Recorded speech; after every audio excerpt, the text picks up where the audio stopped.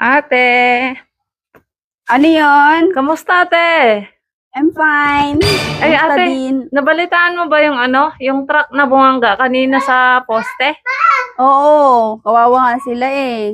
Kaya dapat laging nag-iingat yung mga nagmamaneho. Kaya nga madulas na kasi yung daan dahil sa tuloy-tuloy na ulan sa atin. Oo nga. Sa sunod-sunod din yung bagyo na tumatapa sa atin, no, te? Kaya nga, dahil sa climate change yun. May 500 ka dyan, te? Pahiram. Ang dami mong entrada, utang ka lang pala. Sige na. Walang utang dito. Ay, sige nga, paload na lang. Oh, eto. Bakit ganyan? O sige, ibasa mo na lang.